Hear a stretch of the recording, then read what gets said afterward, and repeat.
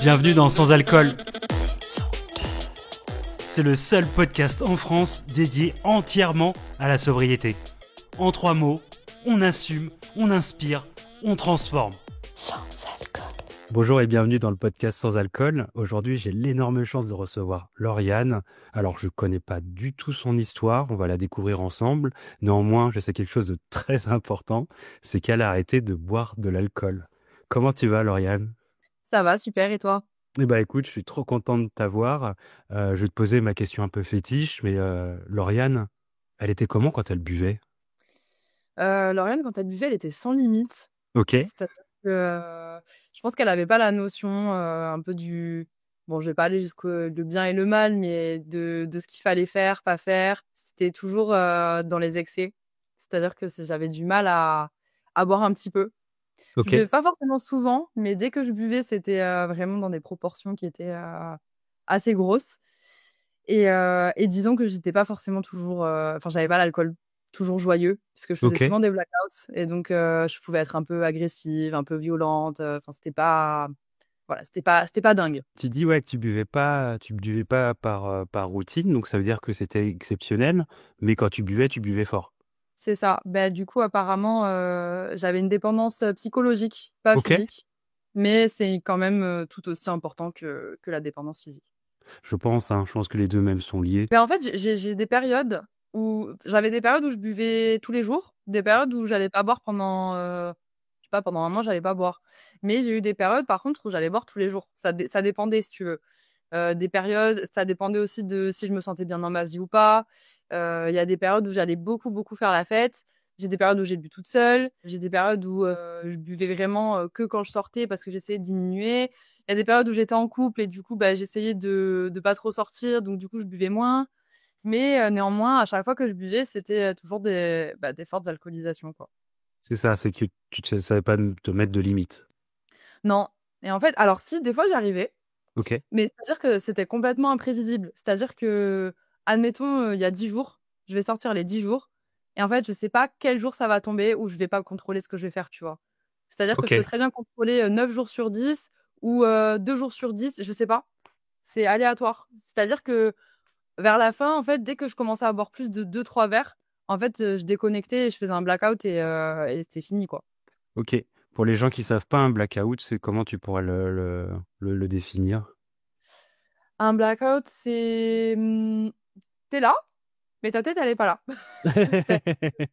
C'est- tu dis la soirée, il se passe tout un tas de choses et tu te réveilles le lendemain et tu sais pas ce qui s'est passé, tu sais pas ce que t'as fait, tu t'es incapable de savoir avec qui t'étais, tu te rappelles de rien et t'as beau tout faire pour te rappeler, il y a jamais rien qui reviendra. Et généralement, c'est pas bon signe parce que si tu fais un blackout, c'est que tu te rappelles de rien, c'est que t'as probablement fait des trucs ou qu'on t'a fait des trucs pas terribles. Toi, Voilà. j'en ai vécu énormément des blackouts. Je savais même pas comment j'étais rentré. Ça me faisait flipper parce que tu sais, on dit le pilote automatique et je me dis, mais comment j'ai pu rentrer alors que j'ai aucun souvenir de ma soirée? Toi, ces réveils, ils étaient comment? Moi, c'était horrible. Vraiment, je pense que c'est aussi à cause de ça, enfin, grâce à ça, que j'ai voulu arrêter l'alcool parce que j'en pouvais plus. Mais moi, c'était une souffrance, mais horrible. Cette sensation de te réveiller et tu sais pas ce que t'as fait, tu sais pas ce qui s'est passé dans ta soirée, tu te rappelles de rien. Et là, t'imagines tout. Tu te dis, qu'est-ce qui m'est arrivé? Qu'est-ce que j'ai dit? Et moi, de suite, je savais, si j'avais fait un blackout, qu'il s'était passé une merde. Je savais. Parce que tu peux pas être en blackout et juste rien faire et danser et qu'il se passe rien. Il se passe forcément quelque chose. Et du coup, tu te réveilles, en plus d'avoir la gueule de bois, d'être déshydraté, tu stresses, t'es pas bien. Et moi, ça me foutait une angoisse. En plus, je suis quelqu'un de très stressé. C'était horrible. Vraiment, je souhaite ça à personne. C'est affreux. Toi, quand tu dis que tu es quelqu'un de stressé, tu penses que l'alcool était un faux ami pour justement lâcher les garde-fous, tu vois, genre C'est déconnecter? Parce que tu le dis au final, et tu vois, et tu déconnectes, hein, le blackout, en fait, tu n'as plus de conscience au final. Tu crois que tu l'as utilisé un petit peu pour ça? Ah, mais absolument. C'est-à-dire qu'en fait, l'alcool, on pense que ça nous déstresse parce que ça nous déstresse. C'est vrai, les deux premiers verres, on est un peu plus détendu. Le problème, c'est ce qui se passe après. C'est-à-dire que moi, je peux comprendre que les gens, ils boivent un verre après le travail, etc. S'ils en boivent deux, il n'y a pas de problème. Mais moi, le problème, c'est que j'ai du mal à en boire que deux. Et donc là, ça va partir dans des trucs où ça va plus du tout être quelque chose qui va me détendre. C'est quelque chose qui va me stresser. parce que je vais faire des trucs de fou, parce que boire tout le temps non plus, c'est pas bon pour la santé. Et au final, en fait, c'est un cercle vicieux. On pense que ça va nous détendre alors que juste, ben, ça nous fait faire des trucs pas bien et après on n'est pas bien et voilà. En fait, tu le dis à juste titre, hein, au bout d'un verre ou deux verres, mais même première gorgée, c'est de la fausse dopamine qui arrive dans ton cerveau. Donc, t'as l'impression d'être détendu, ça te fait du bien, tu vois. Moi, je me croyais plus drôle, tu vois. En fait, c'est juste dans ta tête que tu crois que, en fait, tu commences à bégayer et tout. Enfin, il y a rien y a rien de séduisant. Mm. Et tu vois, je rebondis même sur ce que disait Sabrina Ouazani dans un autre podcast. Elle disait, mais putain, mais qu'est-ce que c'est cool de voir quelqu'un qui est sobre et naturel, qui va être un peu timide, un peu sur la retenue, que je vais devoir un petit peu aller le chercher et on va créer un truc fort, tu vois. Je trouvais ça. Qu'est-ce que t'en penses, toi, justement, de ce côté d'être sobre et naturel quand tu rencontres quelqu'un? Je sais pas si toi, t'as fait des dates sans alcool? Eh ben écoute, justement, tu sais que c'était très, très compliqué pour moi parce Ok, que, en fait, je pense, tu sais, j'ai bu très jeune, bah, vers 14 ans. Du coup, bah, forcément, quand j'ai commencé à faire des dates, et cetera, il y a toujours eu de l'alcool dans tout ça. Que ce soit dans les dates, que ce soit dans les moments intimes. Et en fait, c'est vrai que quand j'ai arrêté de boire, après, j'étais déjà en couple en arrêtant de boire, ok, mais heu, c'est vrai que c'était difficile. Et puis même, c'est vrai que j'ai déjà essayé de faire des dates, tu sais, où on n'allait pas dans des cafés faire une activité. Et en fait, c'est bizarre, t'as l'impression que l'alcool, en fait, c'est ta béquille pour être plus détendu et tout. Puis c'est vrai que tu sais, ça t'aide un peu plus à choper, entre guillemets, tu vois? Et du coup, t'es plus. Mais après, moi, je pense que c'est beaucoup mieux de faire sobre. Après, je pense qu'aussi, ça aide un petit peu, encore une fois, quand c'est pas dans l'excès. Mais pour des gens comme moi, ou bah, du coup, comme toi, je suppose, je pense que ça nous dessert plus que ça nous sert. ah, tu sais, ouais, j'ai vécu ce que tu as vécu. J'ai redécouvert, je me suis retrouvé ado, tu vois. Tu sais que moi, ça m'est arrivé de fréquenter des gens. Et dès qu'on était alcoolisé, il se passait des trucs. Et dès qu'on était sobre et qu'on se voyait, il se passait rien. Mais même pas un bisou, hein. Il allait rien se passer. Et c'est dès on allait sortir, on allait boire un verre et tout là, nickel, tu vois, comme si on était en couple ou quoi. Mais c'est fou, hein. Comme quoi, après, j'ai fréquenté aussi des gens, je pense, qui avaient un peu le même problème que moi. Et du coup, je pense que eux aussi, bah, en étant sobres, ils avaient du mal à se lancer, tu vois. C'est fou, hein. Mais je pense que tu as raison, on attire les gens qu'on est, tu sais. Je pense sincèrement et c'est ça qui est dingue. Et moi, justement, on pourrait en parler de ça, mais je vais plus vite dans la chronologie, mais on s'en fout. Toi, l'amitié par rapport à l'alcool, ça fait bouger des choses? Oui, un peu quand même. Bah déjà, j'ai fait une vidéo sur ça il y a pas longtemps. Tu sais qu'on m'invite plus aux soirées. Même Arrête. mes potes, ils m'invitent plus en soirée avec eux. C'est un truc de fou. Genre vraiment, c'est comme si, je sais pas, j'étais devenue une nonne ou j'en sais rien. Mais c'est pas parce que je bois pas que je peux pas venir aux soirées. Bon après, c'est vrai que je m'ennuie plus facilement qu'avant parce que bah moi j'aime pas trop danser par exemple. D'accord. Donc c'est vrai que dans une boîte de nuit où il y a rien de particulier, ça peut être enfin ça dépend, mais au moins me proposer, tu vois, puis je vois si le cœur m'en dit. Et du coup, en fait, vu que je sors moins, bah, je vois moins mes amis. Et c'est vrai que j'arrivais à trouver du temps pour les soirées. Et je sais pas, parce que c'était le soir, j'en sais rien. Et c'est vrai que maintenant, je me dis, bon, le soir, bah, peut-être que c'est mieux que je les vois en journée. Et finalement, bah, j'ai moins de temps, donc en fait, je vois beaucoup moins mes amis. C'est dingue, hein? On a un peu cette image de côté healthy, là, ils arrêtent de boire, donc ils mangent mieux, ils font du sport et tout, ce que je trouve hyper facile et un peu cliché. Et je pense que Oui. sincèrement, c'est parce qu'on renvoie cette image de leur jugement à eux. Ah, mais elle boit pas ou il boit pas, donc il me juge et donc bah il sait pas s'amuser. Toi, tu dirais que c'est quoi tes amis? C'est plus parce que voilà, c'est ce miroir-là? Tu penses qu'ils se sont jugés? Non, moi, en fait, je me mets à leur place. Et c'est vrai que moi, en tant que personne qui buvait beaucoup, c'est vrai que j'aimais bien que les personnes, ils me suivent dans mon Ok. délire. Tu vois, parce que, je sais pas, j'allais être en boîte et j'allais me taper un délire en mode faire des bruits bizarres, par exemple, je sais pas. Et la personne, elle allait être un peu dans le même état d'esprit et du coup, on allait être dans un délire ensemble, tu vois. Et c'est vrai que quand t'es avec quelqu'un qui boit pas, la personne, elle est pas dans ton délire, Ouais. en vrai. Après, si tu bois pas énormément et que t'es tranquille, on s'en fiche, mais c'est sûr que si t'es avec des personnes qui boivent beaucoup, même toi, en vrai, t'es en décalage un petit peu. Ça peut te faire rire, mais ça va pas te faire rire toute la soirée. C'est vrai que ça va dans les deux sens. Et quand il y a plus la connexion, que ça soit toi et tu dis bah elle va pas se lâcher, alors que c'est on peut toujours se lâcher sans alcool. Mais inversement, c'est vrai que quand il y a la phrase qui arrive 10 fois et que tu ne comprends plus l'un et l'autre, la connexion elle est plus là et c'est vrai que c'est pas simple. Je trouve que c'est très juste ce que tu dis et très fort de dire voilà, je les vois en journée et c'est un moment qualitatif pour moi. parce qu'on est vraiment connectés. Si t'es pas une grande danseuse ou t'aimes pas vraiment danser et que tu te forces à être à un endroit qui n'était pas vraiment le tien, bah, t'as autre chose à faire et je pense que t'as raison, tu vois, autant maximiser sur des moments qui te ressemblent, où tu te sens bien, dans un bon environnement, tu te sens à l'aise et tu te sens toi. Après, moi, je te cache pas que ça aussi, personnellement, ça a créé des distances parce que, tu vois, un peu comme toi, ton histoire, tu disais que tu fréquentais cette personne alcoolisée et que vous vous disiez peut-être rien quand vous étiez naturel. Moi, j'ai des personnes que je voyais et je me suis rendu compte que sous alcool et qu'en fait, quand il y a plus d'alcool, en fait, il y a plus de lien et tu fais, oh, ah ouais, en fait, c'est pour ça qu'on se voyait. En fait, c'était pour se mentir de, ouais, il y a de la musique, c'est cool, on fait la fête et tout. Bon, en fait, hein, en fait, on était là pour boire. Et il n'y avait pas ce Ouais. lien fort, tu vois, de connexion. Ah, mais c'est clair, t'as des gens vraiment, c'est ce qu'on appelle les potes de soirée finalement. Bah, Bah, c'est des potes avec qui tu t'éclates en soirée, mais tu les vois pour prendre un café un samedi après-midi, t'as rien à lui dire, hein.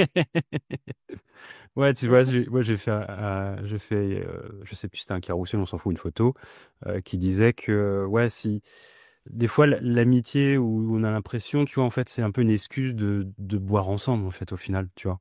On se donne l'excuse de, ouais, on va voir un super DJ, on va voir et en fait, l'alcool te rend seul et t'es plus connecté à ton pote non plus. Alors oui, t'as raison, des fois, tu dis, hein, tu fais un bruit ou une grimace chelou et l'autre, il est plus à même de la faire aussi. Mais en fait, la connexion est plus là et c'est vrai que ça fait un sacré tri. Est-ce que toi, t'as trié un peu des amis, tu t'es dit, bon, bah, on a eu ce parcours-là, tu vois, je me dis souvent, la vie, c'est des cycles. On a eu un cycle ensemble, je regrette rien, mais peut-être que maintenant, on évolue différemment. Ça t'arrive dans ta vie?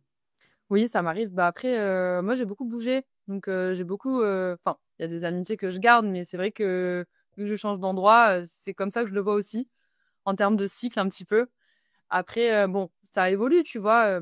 En fait, de toute façon, même si j'avais à continuer à boire ou arrêter, etc., on évolue tellement souvent et vite que on peut pas être aligné tout le temps avec les gens. Et je me dis, c'est pas parce qu'aujourd'hui on n'est pas aligné qu'on le sera pas dans quelques années. Et moi, j'ai tendance à jamais me fâcher avec les gens et plutôt à prendre des distances, mais sans vraiment mettre de mots dessus parce que on sait pas de quoi demain est fait. Mais après, c'est sûr qu'il y a des gens que je vois beaucoup moins, même si on n'a pas mis de mots ou j'ai pas expliqué la chose. Mais je sais très bien et je pense que eux aussi, peut-être qu'ils savent, mais on n'en Ça se parle fait pas. naturellement. Et puis bon, je pense que s'ils avaient ressenti le besoin de parler aussi, ils m'en auraient parlé. Tout à fait. Donc bon. Toi, justement, tu me dis que tu as beaucoup bougé. Quand tu es arrivé sur Paris, ça a été le drame ou pas? Tu me dis la fête, tu la faisais fort et donc tu buvais fort. Ça a accéléré. Tu trouves que d'être dans une ville où tu sais, rien ne se ferme jamais, est-ce que c'est encore plus tentant? Ah non, mais Paris, c'est le diable. Ouais, Parce que moi, autant j'arrive à sortir, moi je viens du sud-ouest, je viens d'une petite ville, il y a 12 000 habitants, j'arrivais déjà à sortir là-bas, mais en fait j'arrivais à sortir partout, mais alors Paris c'est un autre niveau, hein. Parce qu'en plus, moi je suis arrivée à Paris et j'ai rencontré une fille et elle m'a amené faire une soirée promoteur, je sais pas si tu vois ce que c'est. du tout. En gros, tu vas dans des clubs, dans des clubs super huppés de Paris et tout, Ok, et quand t'es une fille, que t'es grande et que t'es un minimum jolie, en fait ok, tu payes rien. ok, Donc, tu es sur des tables VIP à 5, 10, 15 000 euros et tu bois du dompé. Enfin, je sais pas si c'est du vrai dompé. Tu bois des bouteilles de vodka et tout et tu payes rien. ok. Tu sais qu'en fait, toi, tu es là, tu peux sortir dans les meilleurs clubs de Paris qui sont considérés comme des clubs, enfin, genre Cette dans le monde. tendance, ouais, ouais. Tu payes rien du tout. Tu as alcool à volonté. Ensuite, au final, à force d'y aller, tu rencontres des gens. Tu rencontres d'autres promoteurs, machin. Tu te fais pote avec eux. Puis tu vas dans d'autres clubs. Et puis c'est un cercle infernal. Et puis à Paris, tu peux sortir tout le temps. Tu as tous les soirs des trucs. C'est un truc de fou. Et en fait, ça s'arrête jamais. Et donc, voilà. Et ça, les soirées de promoteurs, t'en as fait beaucoup? Ouais, franchement, ma première année à Paris, j'en faisais tout le temps quasiment.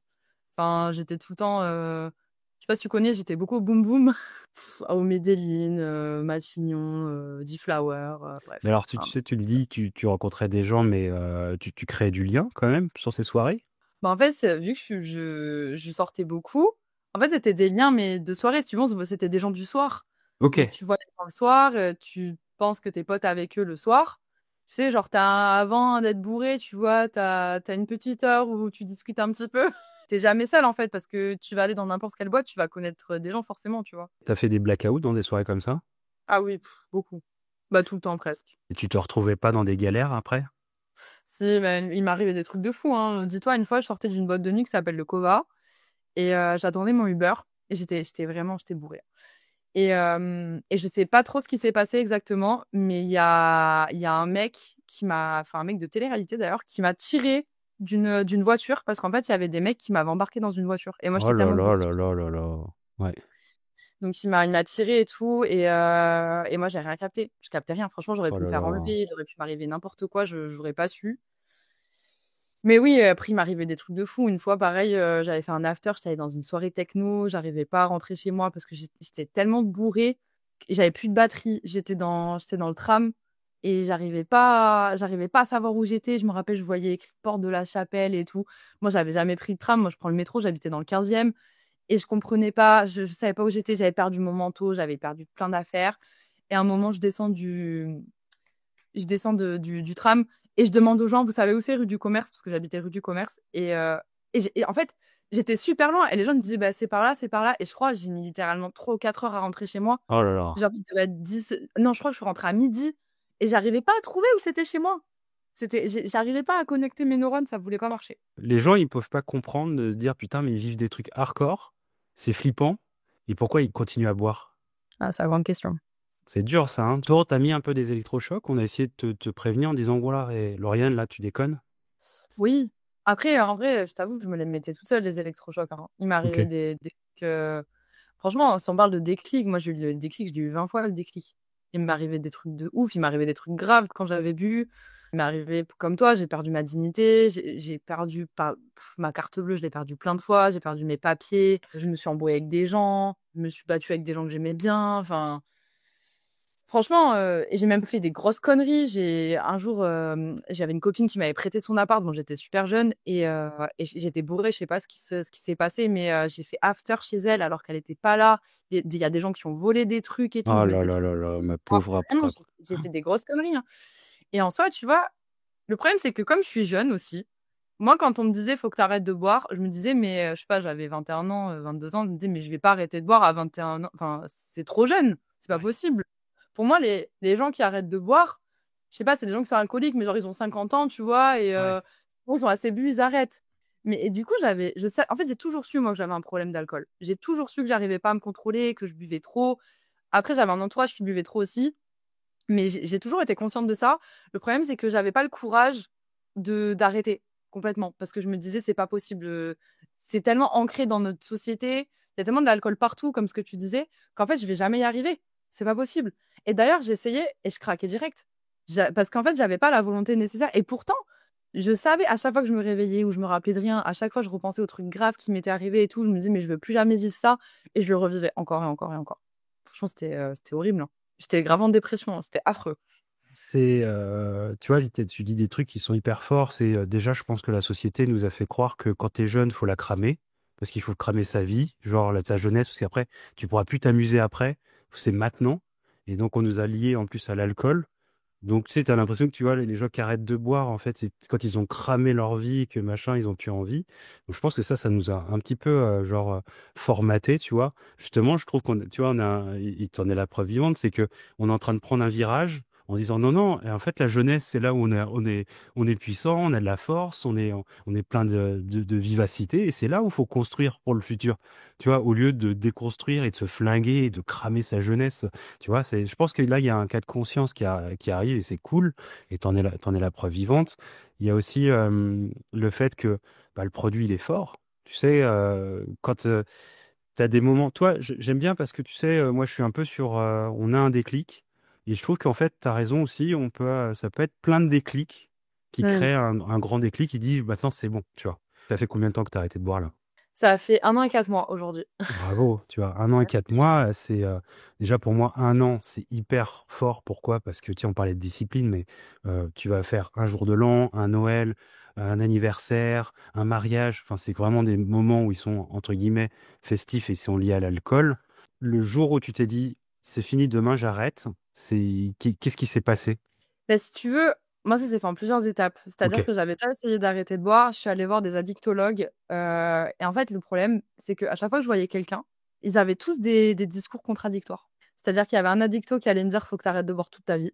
Genre, c'est pas possible. Genre, dès qu'ils te mettent la pression, genre, ouais, vous allez finir par tuer quelqu'un parce que de ce que vous me dites, vous êtes violente. Donc, un jour, ça se trouve, vous allez tuer votre copine. Genre, des Ok. trucs horribles, hein. Là, Et je pense peut-être pour ouais, faire on te prendre. culpabilise Ouais, ouais, pour te choquer. c'est ça. Ensuite, j'en avais vu Ça un. aurait pas fonctionné avec moi, ça c'est sûr. Bah, moi Mais non après, plus, chacun franchement. sa méthode, hein. Ouais.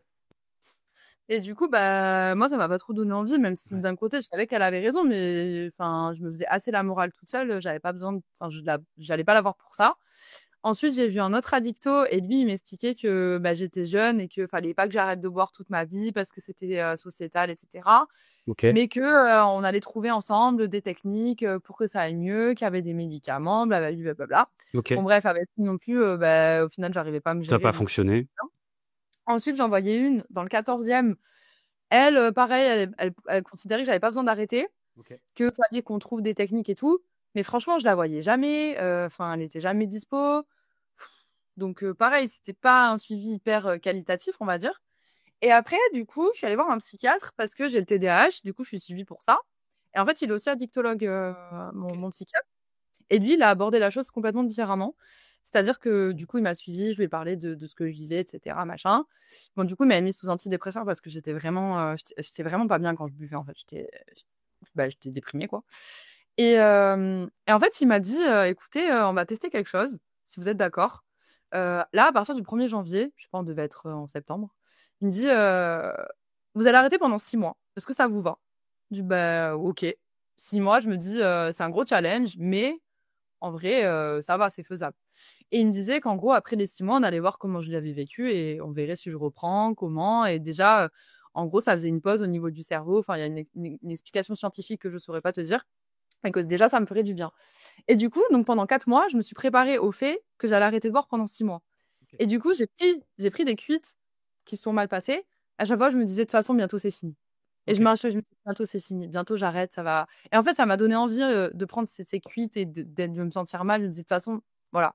Et du coup, quand j'ai arrêté le 1er janvier, ben, pour moi, en fait, j'avais j'étais hyper préparée, j'étais mûre. Et je me suis dit, de toute façon, ça dure que 6 mois. Je Sauf comprends. qu'en fait, au bout des 6 mois, t'as pas envie de reprendre. Parce que t'es tellement bien et tu te rends compte que ta vie, elle change, que tout est mieux, en fait, sans alcool, que tu reprends ta vie en main, t'es moins déprimé, enfin, tout s'arrange et tout rentre dans l'ordre. Au final, tu reprends pas. Voilà. Ouais, il y a un truc qui est très fort, c'est tu dis alors c'est hyper important de se faire aider.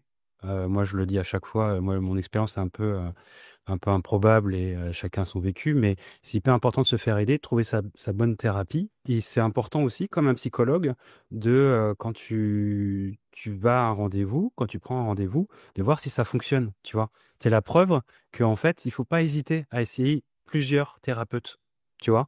Il a fallu, alors peut-être que c'était toi qui étais peut-être pas encore apte ou mûr vraiment, tu vois. Des fois, on le fait inconsciemment, mais c'est hyper important d'essayer plusieurs thérapeutes et thérapie, tu vois. T'étais dans la dicto et puis t'es passé en fait par la psychologie. Cette chance de ta vie et c'est cool. En plus, si t'es addicto, donc ça te permet en fait d'avoir un x2 et c'est cool. Mais vraiment pas hésiter à essayer plusieurs thérapeutes. Franchement, c'est pour se faire du bien, faut mettre les moyens et c'est important. Et je trouve qu'en plus la démarche elle est importante parce que ça commence à faire le travail. Quand tu vas à un rendez-vous, tu dis bon, je me fais chier, je me déplace, je paye. Enfin, donc c'est ton TDAH qui t'aurait amené à l'addiction? Alors, du coup, oui, apparemment, les gens qui ont le TDAH, ils sont hyper sujets aux addictions.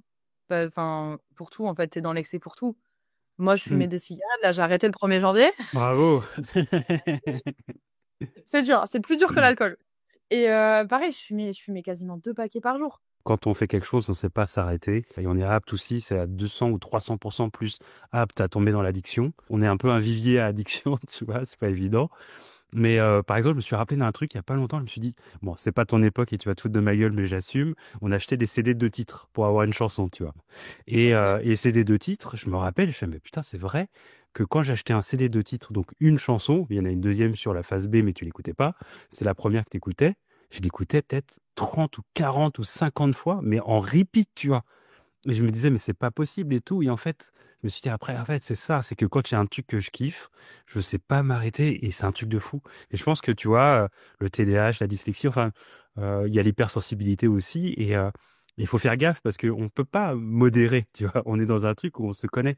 Toi, justement, avec ce psychologue, vous mettez, si tu as envie d'en parler, bien sûr, mais tu as mis Mmh. des techniques en place pour justement, que ce soit l'alcool ou même autre chose, pour pas être à fond, savoir modérer, tu vois, peut-être tes émotions, je sais pas.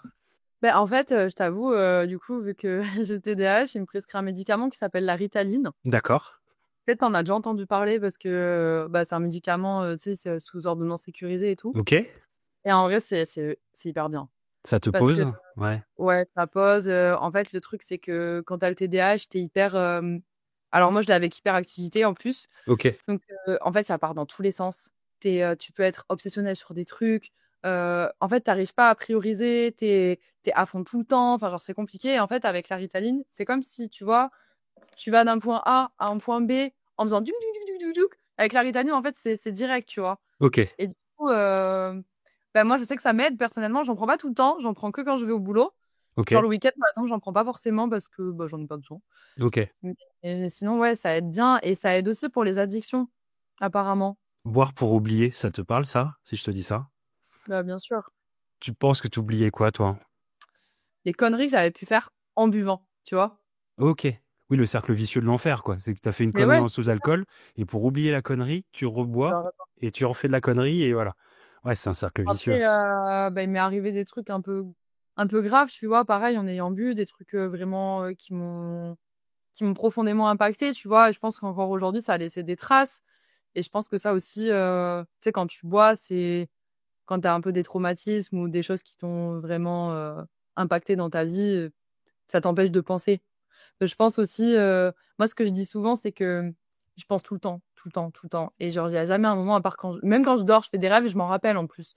Il y a jamais un moment où je pose ma tête, où je suis tranquille et tout et c'est vrai que quand je buvais, au début, tu sais, les premiers verres, Hmm. tu dis: «C'est de la fausse dopamine», mais je me sentais bien, tu vois? Ouais. Et c'est après où tu as l'alcool qui commence à tourner en boucle, tu es pas bien, puis après tu fais des blackouts, mais c'est vrai que tu te dis: «Ouais, je vais vivre, 1 heure où je vais oublier, où je vais être bien», tu Je vois? comprends. Et tu Voilà. vois, là aussi, de savoir qui on est, tu sais, c'est un processus, hein, tu as quel âge, toi, Lauriane, aujourd'hui? J'ai 26 ans. 26 ans. Tu vois, on saura jamais vraiment, je pense que c'est jusqu'à la fin de sa vie où on apprend à se connaître. Mais est-ce que l'arrêt de l'alcool, ça t'a permis d'identifier plus qui tu veux être ou qui tu es? Ah mais complètement. Il y a franchement, depuis que j'ai arrêté de boire, il y a énormément de choses qui ont changé pour moi. Mais en fait, vraiment, c'est un truc de malade. J'ai l'impression que j'ai eu 2 vies. J'ai la vie quand je buvais et la vie, maintenant que je suis sobre.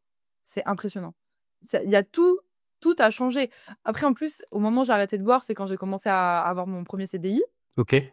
et du coup aussi, c'était un tournant un petit peu, j'ai déménagé, enfin la même année, j'ai déménagé, j'ai évolué professionnellement, j'ai même trouvé un travail à côté de mon travail. Qu'est-ce qui s'est passé? Mais Ouais, il s'est passé mais plein de trucs, mais hyper positifs. c'est fou parce qu'on a l'impression que, tu sais, à un moment, tu investis sur toi, en fait. Tu prends confiance et en fait, tout s'enchaîne quand ça se passe bien, en fait. Mmh, c'est ça. Ah mais c'était une spirale de positif. C'est fou. Tu as inversé la spirale de l'enfer de: «J'ai honte, putain, et je bois pour oublier parce que j'ai honte et j'ai encore plus honte et machin nin». Et là, la spirale, elle s'inverse, d'aller, assumer aussi d'avoir un thérapeute. Je pense que de plus en plus, moi, la période de mes parents, tu sais, c'était compliqué, voir un psychologue, bon, ça jasait, c'était horrible.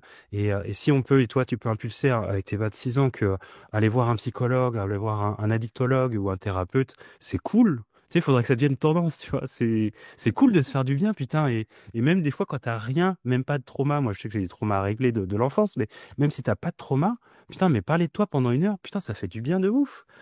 Et en plus, tu as un prisme de quelqu'un qui te juge pas. Donc c'est cool, vas-y, tu déballes. Et souvent, et c'est ce qui arrive, et moi je le mets vraiment en avant, moi je fais aussi de l'hypnose, je fais de la somatique pour le corps, mais aussi de la psychologie. C'est que des fois, même tu racontes des trucs, et puis sans te rendre compte, c'est toi qui te fait avancer, parce que tu as des choses que Ouais. tu n'avais pas vues, tu vois, et tu déballes. Et donc c'est fort que tu puisses l'assumer, parce que ça normalise, tu sais, tu disais tout à l'heure, j'étais dans un groupe, tout le monde buvait, on buvait. Si tu es dans un groupe où tout le monde font du sport, tu fais du sport. Si tu es dans un groupe où les gens assument d'aller voir quelqu'un pour se faire du bien, et ben tout le monde se fait du bien. Et je trouve que ça fait évoluer grave les choses, tu vois. Non, mais c'est vrai, tu as raison. Mais d'ailleurs, tu sais que moi, là, je vois un psychiatre, il faudrait que je vois un psychologue. Ça fait Ok. un moment qu'il me dit, mon psychiatre, il faudrait que je vois un psychologue qui est spé en TDAH. Et en fait, je le fais pas parce que bah, j'ai pas le temps, mais il faudrait que je le fasse. Et moi, en fait, tous ces gens qui se cachent, qui aiment pas parler de leurs faiblesses et tout, moi, je trouve ça nul parce que on est tous humains, personne n'est parfait. Moi, je suis pas parfaite et je le serai jamais. Et en fait, on est tous dans la même merde, tu vois. Et il y a tellement de gens qui ont un problème avec l'alcool, c'est juste qu'ils l'assument pas. On est tous on est combien à fumer des clopes, à se détruire la santé, à avoir des traumatismes, à être pas bien. Mais il faut arrêter, en fait, on se donne tous une image avec les réseaux sociaux aujourd'hui où on est parfait, on veut montrer, tout le monde veut se donner un exemple, mais au final, tout le monde regarde que sa petite personne. Et je trouve que justement, les gens qui sont intéressants maintenant, c'est les gens qui osent parler de leurs faiblesses, des trucs difficiles, parce qu'on est tous pareils, et plutôt que d'essayer de se conforter en mode on est tous parfaits, on est tous bien, etc. Ben, je pense qu'il vaudrait mieux parler, tu vois, de nos faiblesses et de voir comment on avance pour aller mieux, tu vois. Mais C'est c'est ça qui est ça, intéressant. c'est ce que tu mets en avant et je trouve parce que les réseaux, on en pense qu'on veut. Je pense qu'on peut en faire du bien et c'est pour ça aussi que nous on est sur les réseaux. C'est parce que c'est un média qui permet de faire du bien à des gens et toi tu le fais également. Donc bravo pour ce que tu fais. Et je pense sincèrement, tu vois, que tu as déclenché quelque chose qui est important. C'est on nous a pas appris à être, on nous a appris à faire les choses. Mais à être, c'est hyper compliqué. Est-ce que toi, il y a un truc un peu thérapeutique? Ça te fait du bien? Par exemple, moi, c'est le podcast sans alcool, c'est un truc que j'aurais aimé avoir pendant que j'étais alcoolique, tu vois, ou dans l'addiction de l'alcool. Quand je parle avec toi, ça me fait du bien parce que je vois des prix, je fais putain, mais c'est vrai, Paname, c'était ça, ces trucs et tout, tu vois, et ça me fait grandir. Je vois ton prisme, ton regard sur le sujet, et je trouve ça cool. Est-ce que toi, il y a un côté un peu aussi de prévention, je pense, tu vois, que ton compte, mais en même temps, tu te fais du bien et tu fais du bien aux gens. Tu vois, c'est un échange, je trouve. Tu vois, on s'offre des cadeaux plus que d'être bourré, de vaciller, d'être comme des zombies dans une fuite. Ben, en fait, moi, j'avais fait sur Insta, j'ai pas mis encore beaucoup de vidéos, mais c'est Ouais, plus sur TikTok où j'avais fait pas mal d'accord. de vidéos sur le sujet. Et en fait, c'est un truc de fou. J'ai reçu tellement de messages de gens qui m'ont dit que je les avais aidés, que grâce à moi, Trop ils avaient bien. arrêté de boire et tout. Et en fait, j'étais choquée. Je me suis dit, mais c'est fou, juste en racontant son expérience et tout, on peut faire du bien à tellement de monde. Et j'étais trop contente de ça. Et après, bon, je recevais vraiment beaucoup de messages, donc je répondais pas forcément parce qu'après, les gens, ils me prenaient un peu comme si moi, j'étais leur psychologue, tu vois. Je Et comprends. malheureusement, moi, je peux pas, enfin, je j'ai pas les compétences pour aider forcément. Je peux raconter mon expérience et tout, mais après, j'ai pas fait d'études sur ça, tu vois. C'est Et ça ça fait en du fait, bien. c'est ça qui est cool, c'est que la démarche, l'outil que tu offres, il est génial. Après, on peut pas aller plus loin.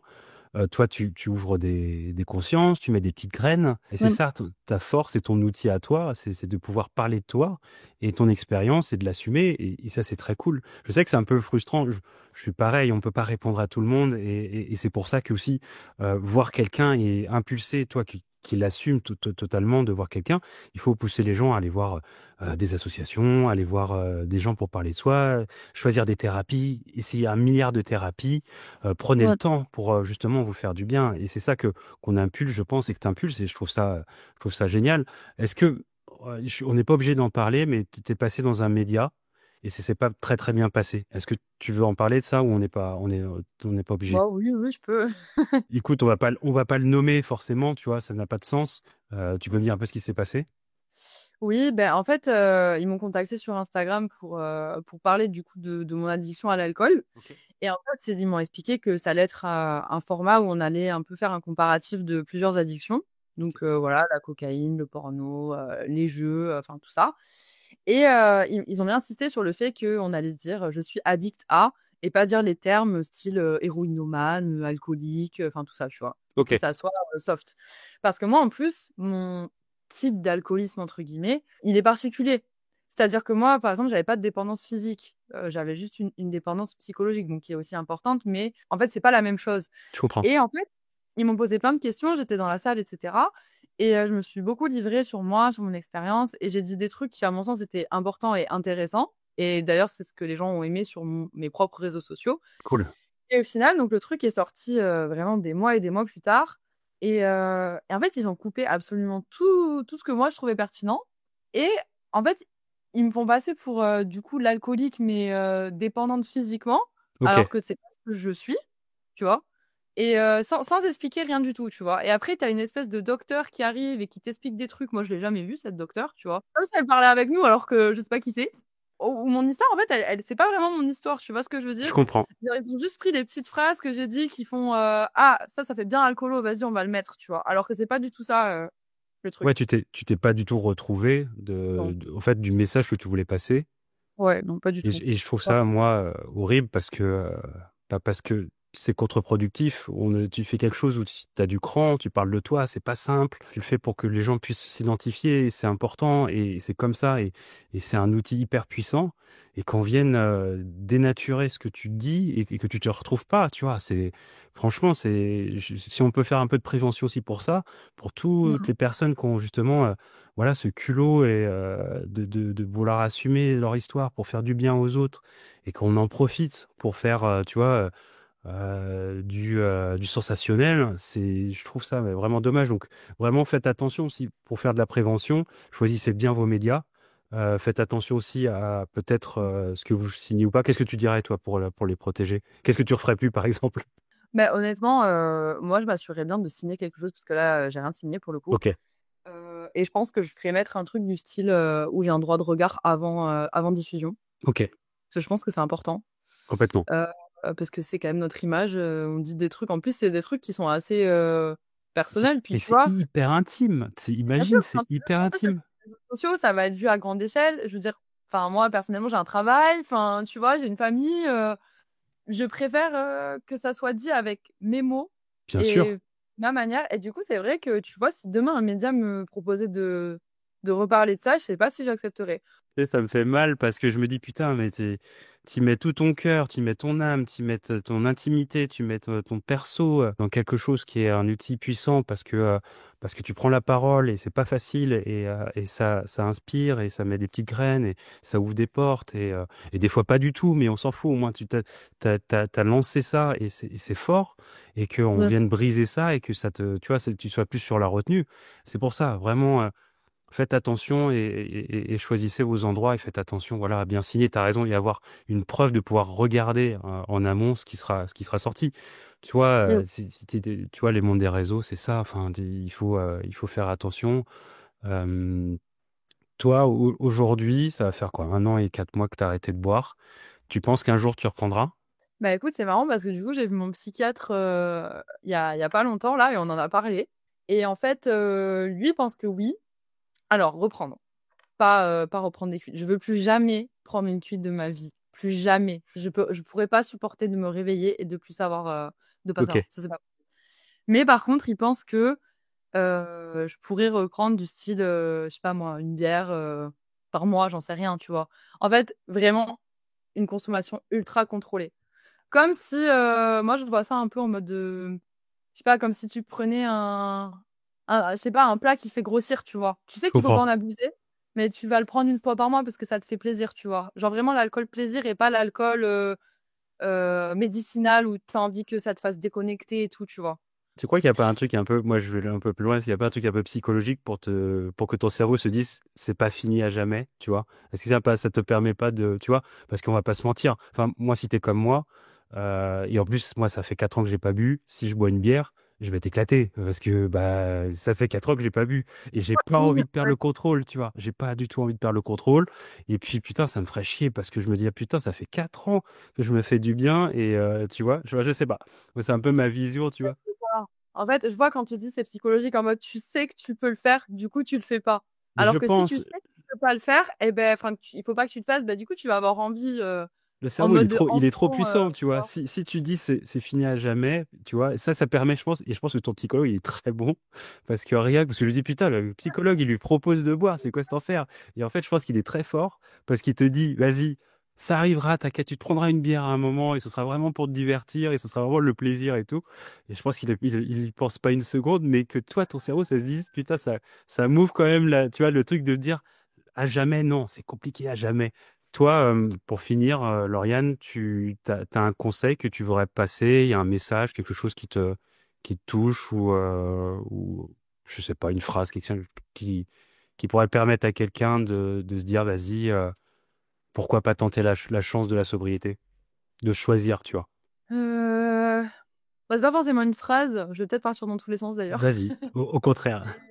C'est vrai que moi, quand on me disait qu'il fallait que j'arrête de boire, etc., je me disais, je peux pas arrêter de boire toute ma vie. En fait, on voit la sobriété comme quelque chose d'horrible, comme quelque chose qui va nous enlever l'amusement, qui va nous enlever le divertissement, la décompression. Alors qu'en fait, quand on sait pas gérer sa consommation d'alcool, en fait, c'est juste qu'il nous sauve, sauf qu'on s'en rend pas compte et qu'on voit le truc à l'envers. Et moi, j'ai mon papa aussi qui a arrêté de boire il y a 12 ans, parce Ok, que pareil, bravo. et ouais, il avait des soucis au niveau de l'alcool. Et je parlais beaucoup avec lui quand je buvais encore. Et en fait, lui, il me disait souvent que je prenais la chose à l'envers. Il me disait, en fait, tu te dis, si j'arrête de boire, qu'est-ce que je vais perdre? Il me dit, mais en fait, pourquoi tu te demandes pas ce que tu vas gagner? Il me dit, t'imagines tout ce que tu gagnes. Et il me disait tout ce que je pouvais, enfin, tout ce que lui, il avait gagné. Parce qu'en buvant plus, tu vois, comment sa vie, elle s'était améliorée. Sauf que là, tu le vois pas. Et toi, en fait, ton esprit, il est hyper petit. Et tu penses vraiment qu'à des trucs pourris. Alors qu'en fait, quand je vois ce que ça m'a apporté d'être sobre et comment j'ai évolué sur plein de points et tout, genre j'ai pris plein d'abonnés sur les réseaux parce que je me suis enfin focus dessus, parce que je voulais le faire depuis un moment, mais vu que je buvais, j'avais pas le temps. Que ce soit professionnellement, ma relation amoureuse, elle va beaucoup mieux aussi. Parce que bon, c'est vrai que quand t'es en couple et que tu t'es tout le temps en soirée, tu bois, tu te rappelles pas de tes soirées, l'autre, ça ne met pas en confiance. C'est normal, tu vois. T'avais quelqu'un qui boit? Non, en fait, justement, là, la personne avec laquelle je suis, elle boit quasiment pas. Ok, En fait, c'est marrant, j'ai vraiment été qu'en couple avec des gens qui buvaient pas beaucoup ok. et qui fumaient pas.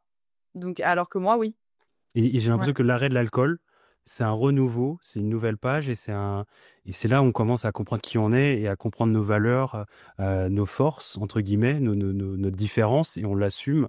Moi, je sais que maintenant, ma différence, c'est mon super pouvoir et j'en suis trop fier de le partager avec les autres. Et si on peut donner aussi ce conseil aux gens, dire, essayez de comprendre l'origine de pourquoi vous buvez. C'est ça, je pense que c'est ça. Pourquoi vous buvez? Est-ce que c'est pour vous détendre? Oui, mais pour vous détendre parce que tu peux pas te détendre différemment. Et de te détendre de quoi?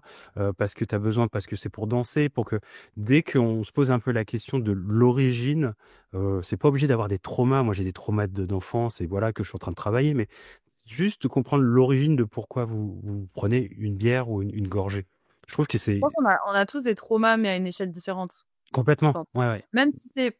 Parce qu'en plus, on peut même pas dire ça, c'est moins grave que ça, parce que on est tellement différents. Il y a des gens, des mini-trucs, mais pour eux, ça va être une montagne, alors qu'il y a des gens, ils ont vécu des trucs horribles, et pour eux, ça va, tu vois. Ouais. Donc, mais je pense qu'on a. De toute façon, l'être humain est perturbé, l'être humain est. On est un peu, tu vois. Donc, je pense que dans tous les cas, après, ça dépend de notre manière de le gérer. Et d'ailleurs, tu as dit un truc, j'aimerais bien rebondir Bien dessus. sûr. Tu as parlé de respect. Et en fait, c'est exactement ça. C'est-à-dire qu'en fait, quand il t'arrive un truc sous alcool ou que tu fais des trucs pas bien, etc., ou qu'on te fait des trucs pas bien, en fait, on arrive à plus te respecter toi-même. Et du coup, en fait, tu vas recommencer à boire. Et en fait, t'en as un stade où ton corps ou même toi, en fait, tu te respectes plus. Donc, en fait, limite, un truc qui aurait été super grave il y a des mois, il te réarrive un truc grave. En fait, c'est comme si c'était pas grave parce que ça t'est déjà arrivé. En fait, maintenant, tu te respectes plus. Donc, ça peut te réarriver 100 fois, c'est pas grave, tu vois. Tellement t'en arrives à un point où t'en peux plus. En fait, je sais pas comment dire, c'est pas très clair comment je Si, l'exprime. si, c'est hyper clair, hein. En fait, plus tu mets les pieds dans quelque chose où tu te respectes plus, plus en plus ça normalise de ne pas te respecter.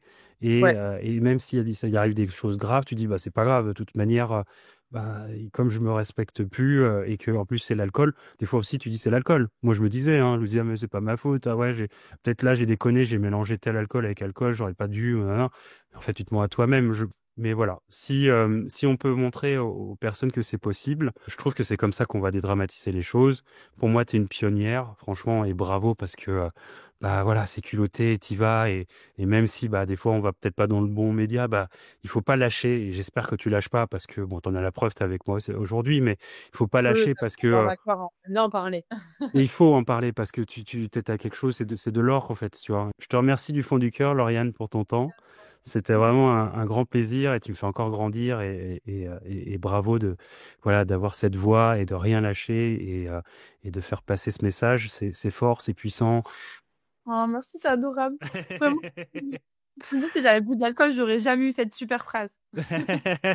Ça valait le coup. Non, merci beaucoup, c'était super.